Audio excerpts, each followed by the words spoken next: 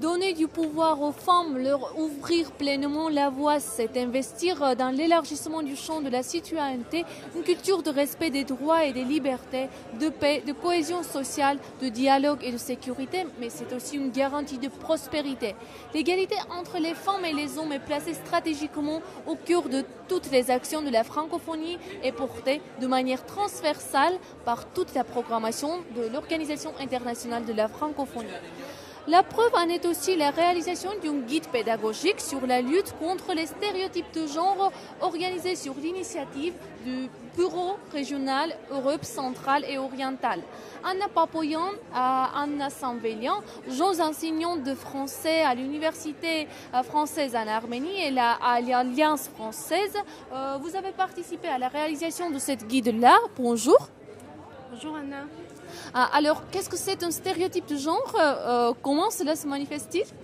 Oui, alors, donc les stéréotypes de genre, ce que l'on appelle souvent aussi des stéréotypes sexuels, ce sont des représentations rigides de ce que ça veut dire être un homme ou être une femme, un garçon ou une fille. Et ces stéréotypes ne concernent pas seulement leur habillement ou bien leur comportement, mais aussi les caractéristiques, leurs caractéristiques psychologiques, leurs sentiments, leurs préférences, etc. Et il est bien à noter que correspondre à des stéréotypes de genre, c'est pas nécessairement quelque chose de négatif. Par exemple, si vous êtes un garçon et vous aimez les voitures, vous êtes intéressé par le football, etc. Donc c'est pas mal, mais cela s'avère être négatif lorsque voilà, on impose à un garçon qui n'a pas du tout ces intérêts-là, donc d'aimer les voitures, de s'intéresser à des sports dits masculins, etc. Donc nous avons les stéréotypes et cela dérange en fait l'épanouissement personnel de chaque personne qui tâche à être conforme à toutes ces représentations qui sont répandues dans notre société et qui est aussi donc le stéréotype de genre, c'est un des éléments, un des facteurs qui dérange vraiment la construction d'une société de parité hommes et femmes. Finalement, comment peut-on lutter contre les stéréotypes de genre à travers la pédagogie? Présentez s'il vous plaît votre projet. Oui, bonjour. Avec plaisir, je veux dire que le projet est assez intéressant. Il était très intéressant de travailler sur ce projet. C'est un ensemble de fiches pédagogiques et il a été créé... C'était créé dans une démarche de l'Organisation internationale de la francophonie envers l'égalité des femmes et les hommes dans la société pour créer une société plus équitable.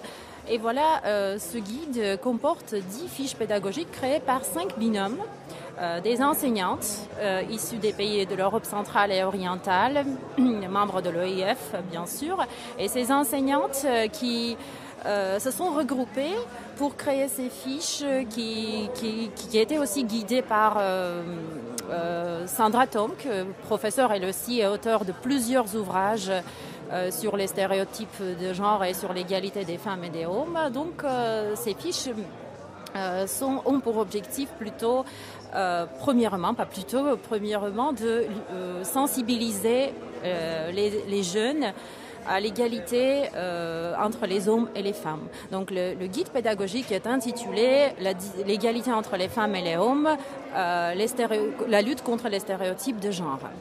Voilà pourquoi ce choix et pourquoi à travers la pédagogie. Donc je vais répondre à cette question. En tant qu'enseignante, donc les enseignantes, comme je viens de dire, sont les enseignantes très qualifiées. Et en tant qu'enseignante, nous nous heurtons souvent à un problème d'une mauvaise perception de cette notion de l'égalité entre les femmes et les hommes. Alors que nous voyons que les jeunes souvent ne comprennent pas ce que c'est vraiment l'égalité entre les femmes et les hommes. Et cette mauvaise compréhension, cette mauvaise perception vient plutôt du manque de l'information. C'est pour ça que notre objectif est premièrement à sensibiliser, à informer les jeunes ce que c'est vraiment l'égalité entre les hommes et les femmes. Parce que tout le monde sait que la femme a un rôle assez important dans la société, dans la famille, dans l'éducation, etc. Mais comment ce rôle est valorisé? Voilà, ça c'est déjà un problème dans différentes sociétés. Et voilà, à travers ce guide pédagogique, nous avons essayé de transmettre ces valeurs aux jeunes. Comment alors? Ça, c'est déjà une autre question. Donc premièrement, dans les fiches, vous pouvez voir déjà des formulations très intéressantes comme enseignante. Oui, c'était la question la plus discutée pendant la création de ces fiches parce que en fait on était rassemblés pour créer des fiches sur le sujet d'égalité hommes-femmes et les créatrices. C'était que les créatrices, il n'y avait pas un seul créateur. Et autour de cette question, on a beaucoup rigolé, on a beaucoup discuté. Voilà, c'était vraiment très intéressant.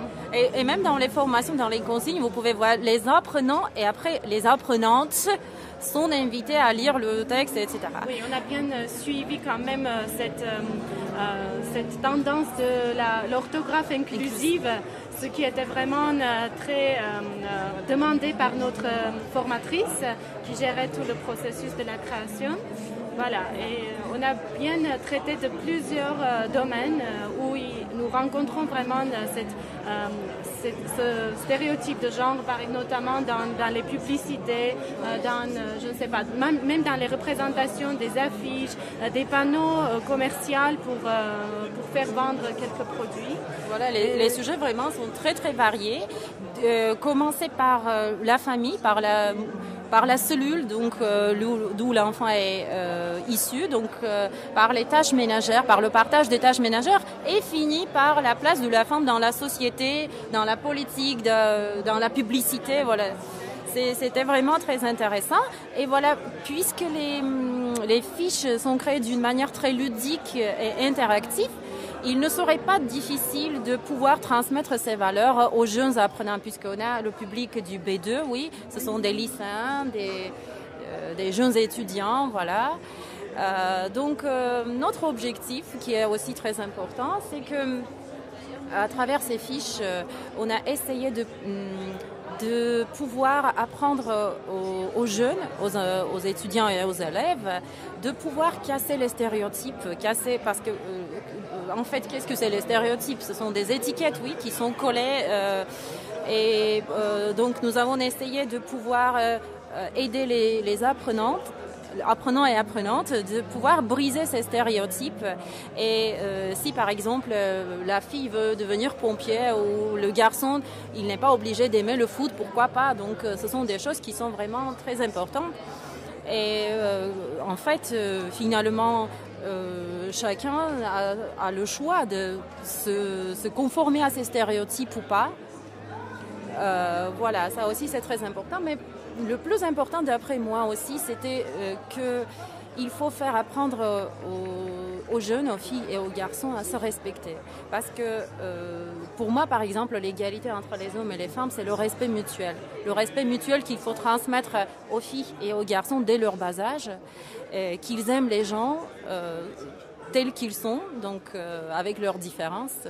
Voilà, c'est ça ce que nous avons essayé de transmettre à travers ces fiches pédagogiques. Et aussi, le processus de la création de ces fiches était également très intéressant parce que les conceptrices étaient issues des pays de l'Europe régionale, centrale et orientale, de la région Europe centrale et orientale, et on avait vraiment de très différentes perceptions de cette question parce que dans chaque société, que ce soit la société arménienne, la société macédonienne, je ne sais pas, donc c'était vraiment la perception de ces questions, de ce problème était très différent. On a essayé de mettre en commun tout ce qu'on comprenait. C'était aussi un processus de l'apprentissage pour nous en tant que conceptrices de fiches, pour mieux comprendre, pour mieux cerner ce problème et pour ensuite pouvoir montrer tout ça dans nos fiches pédagogiques et que ces fiches soient vraiment appliquées indépendamment de la société. C'est ça. Et les sujets, vous avez vraiment les sujets sont très vastes, donc tout le monde peut y trouver quelque chose qui le concerne. Merci beaucoup.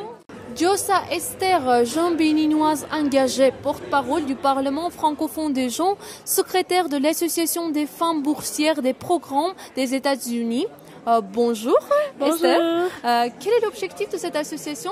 Alors, l'association des femmes boursières des programmes des États-Unis, c'est une association regroupée uniquement des femmes qui ont bénéficié des programmes des États-Unis. C'est des femmes qui ont été peut-être ministres, avocates et toute autre fonction. Et puis, c'est également des jeunes femmes. Et leur objectif, c'est d'encourager leurs jeunes sœurs, leur dire c'est possible, vous pouvez aller à l'école, vous pouvez prendre des postes de décision. Nous, on l'a fait, vous-même, vous pouvez le faire. Alors, quelle est l'évolution de la situation des femmes dans votre pays, en Afrique et plus précisément dans votre pays à ce niveau-là? En Afrique, généralement, en raison des pesanteurs socio-culturelles, c'est un peu plus difficile de voir les femmes occuper des postes décisionnels. Elles sont beaucoup plus acceptées dans le rang de protecteurs pour leur famille, leur mari et tout ce qui va avec. Mais aujourd'hui, avec l'ouverture du monde, je pense que progressivement, c'est en train d'être corrigé. Par exemple, au Sénégal, nous avons la loi paritaire qui fait que il y a autant de femmes députées que d'hommes députés. Il y a des femmes beaucoup plus chefs d'entreprise et dans le gouvernement au Sénégal que partout ailleurs en Afrique, je pense. Et en ce qui concerne spécifiquement le Bénin, c'est vrai que la loi sur la parité n'est pas encore passée, on n'a pas réussi à l'adopter, mais d'une certaine façon, les femmes se démarquent à travers leur activisme, leurs actions, même si elles ne sont pas très bien représentées parce que sur 83 députés à l'Assemblée nationale, il n'y a que 7 femmes. Et sur 20 membres du gouvernement, on en est encore à 4 ou 5 si je ne me trompe. Du coup, la situation n'est pas très reluisante, mais en dehors de ces sphères, je pense que les femmes s'engagent beaucoup plus dans le social. Elles sont beaucoup plus présentes en termes d'entrepreneuriat, en termes d'entreprise, même si ces entreprises sont beaucoup plus dans le secteur informel et donc leur apport au développement n'est pas très bien quantifié ni très bien évalué. Et parlez s'il vous plaît un peu de votre engagement. Alors moi, personnellement, je travaille au quotidien à soutenir les jeunes filles qui ont le désir d'aller d'avant. C'est pas toujours aisé, mais je leur dis oui, c'est possible. Avec tout ce que nous avons comme pesanteurs sociaux, avec tout ce que les parents peuvent vous dire, c'est à vous de vous démarquer, c'est à vous surtout de travailler et de montrer que les femmes aussi sont capables. Vous n'êtes pas sans savoir que pour qu'une femme soit reconnue pour ses capacités, pour ses valeurs, il faut d'abord qu'elle fasse 2 fois l'effort que faire un homme, pour ne pas dire 4. Du coup, parfois les femmes sont découragées, elles se disent mais je fais beaucoup d'efforts, on ne me le reconnaît pas, on préfère toujours dire bravo au garçon plutôt qu'à la fille et parfois elles sont tentées de se décourager.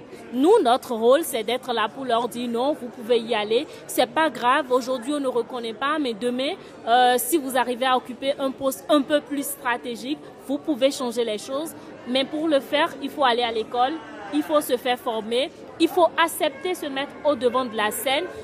C'est vrai qu'actuellement, le plus difficile, c'est de les convaincre à s'engager sur le plan politique, mais on y travaille progressivement. Je crois récemment, il y a une association de femmes qui a été créée au Bénin, dont l'objectif est de plaider pour la nomination des femmes dans les instances de prise de décision. Donc, progressivement, ça prend une forme et je pense qu'on va y arriver. On espère. On passe de Bénin à l'Arménie. Donc, bonjour, Hayar Pipapikan. Bonjour. Vous travaillez, vous contribuez à une coalition nationale de lutte contre les violences faites aux femmes en Arménie. Expliquez-nous un peu de quoi s'agit-il, de quelle coalition s'agit-il? Bonjour et merci pour cette invitation. En fait, je travaille au sein de la Fondation Société Ouverte et c'est par le soutien de cette fondation qu'en 2017, les organisations des femmes et les organisations qui se battent contre la discrimination en Arménie, ils ont décidé de former une coalition pour réunir et travailler un peu, avoir une stratégie unifiée afin de pouvoir achever des changements dans la société arménienne. Donc, il faut souligner que cette coalition a été fondée sur une épouvantable histoire de la violence domestique d'une jeune femme de 20 ans qui a été tuée par son mari. Donc, à l'époque, en 2010, on n'avait pas la loi de la violence domestique et c'est grâce à la société civile et ces organisations de femmes et la lutte de discrimination qu'au final on a réussi d'avoir cette loi qui était passée l'année dernière, décembre dernier, et on espère d'avoir bientôt tous les mécanismes qui peuvent finalement mettre en place cette loi et faire fonctionner. Quels sont vos défis maintenant, les défis actuels? Les défis actuels en Arménie sont assez difficiles, on va dire, parce que c'est une société patriarcale, fondamentalement. Et aussi, on a cet héritage de l'époque soviétique et la génération qui perpétue cette idée que dans la société arménienne, il n'y a pas de question de l'égalité homme-femme, tout est salué, c'est la famille. Dans la famille, tout passe bien. Et même dans la politique, on a des femmes, néanmoins, très peu. Même dans l'entrepreneuriat, mais la plus importante, c'est les droits des femmes, les droits des hommes et les femmes qui peuvent exercer leurs droits. C'est un peu la problématique parce que parfois les femmes, pas parfois, même la plupart des femmes arméniennes ne connaissent pas leurs propres droits, surtout les droits reproductifs. Ou même pour exercer quelque sorte de leadership dans la vie politique, ou vraiment, je parle surtout des villages et des campagnes où les femmes elles ont le droit de passer ou être des mères, mais la plupart les femmes manquent de soutien et aussi le soutien de leur famille, de leur communauté, aussi le courage et aussi la plus importante, c'est la connaissance pour exercer leurs droits. Donc le problème tout d'abord c'est l'ignorance. L'ignorance et l'éducation parce que même en dehors de cette coalition, on a financé des recherches, surtout dans le système éducatif et surtout dans les manuels scolaires. Et, ce sont des recherches indépendantes qui sont disponibles pour toutes et tous, qui marquent très bien que dans les écoles publiques arméniennes, surtout par les manuels scolaires, on perpétue des stéréotypes genrés, les attitudes genrées et aussi la mentalité. Surtout aussi l'attitude des professeurs par rapport à leurs élèves qui inculquent dans le sens des qualités d'un leader dans les hommes et obéissance dans des filles. Hayarpi, votre thèse est consacrée à l'histoire de l'éducation des filles arméniennes du milieu du 19e au début du 20e siècle. Elle explore également le travail des femmes arméniennes en tant que pédagogues, organisatrices et donatrices des écoles de filles. D'où l'intérêt de ce travail alors comme une fille qui était née et élevée dans cette société, j'ai toujours cherché de savoir l'histoire de mes aïeuls. Pas des hommes, mais des femmes. Parce que dans toutes les livres et d'histoire, on voit que des hommes. Et j'ai toujours porté cette curiosité alors les femmes arméniennes, qu'est-ce qu'elles faisaient au 19e siècle, au début du 20e siècle, qui sont en fait des moments très marquants pour notre histoire. Donc après mon master, je me suis lancée dans une grande recherche d'archives, dans les archives nationales d'Arménie et aussi dans les archives du musée de Charente. Et j'ai trouvé énormément des documents, des matériaux qui attestent que les femmes étaient vraiment très actives, surtout après la dernière moitié du 19e siècle. Ils ont vraiment vaincu cet espace public. Évidemment, c'était assez limité. C'était surtout par des écoles des filles, aussi des collectes des dons et des fondations charitables. Mais c'était la seule possibilité pour qu'elles peuvent exercer une vie publique. Et elles ont bien assumé ce rôle. Elles étaient très actives. En quelle phase vous êtes maintenant? J'ai déjà soutenu ma thèse, c'était en 2017, novembre, à la Sorbonne, à l'amphithéâtre Durkheim. Et après ma soutenance, je suis rentrée en Arménie pour travailler. Et je travaille un peu. Quels sont vos projets Alors, en termes de projet, actuellement, l'Association des femmes alumni mène un projet dénommé You Can Do It. You Can Do It, tout pour dire vous pouvez le faire aussi. C'est une façon d'encourager les jeunes filles et les jeunes garçons à aller à l'école et après l'école à s'engager dans les mouvements associatifs, à apprendre à planifier leur vie, leur quotidien, à savoir que moi je veux devenir telle chose ou telle autre et surtout à leur dire il y a des gens qui ont réussi à occuper de grandes fonctions, qui sont aujourd'hui avec vous, parce que l'idée c'est de partir avec ces personnes dans les milieux les plus reculés pour dire, les voilà, ils sont là, ils ne sont pas des extraterrestres, ils ont réussi à le faire. Vous-même, si vous vous mettez au travail, si vous vous donnez si vous vous donnez l'énergie nécessaire, si vous désirez, vous pouvez faire exactement ce qu'ils ont fait et même faire plus qu'eux. Donc c'est actuellement sur ça on travaille. Je crois que le projet va commencer mi-octobre et on va faire le tour de 6 villages du Bénin, un peu très loin de la capitale, pour dire aux jeunes, oui, vous êtes très loin, mais on est venu jusqu'à vous pour vous encourager et surtout pour vous dire que c'est possible. Et vous, Hayati? Je pense que la plus importante, c'est faire des femmes arméniennes, des femmes et des hommes arméniens de connaître et exercer leurs droits humains, les droits fondamentaux.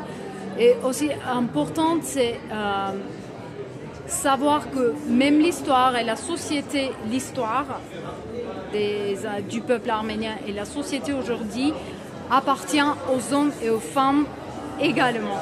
Donc il faut connaître et exercer cette connaissance et des droits. Et pour finir, quelle est votre définition de libre ensemble?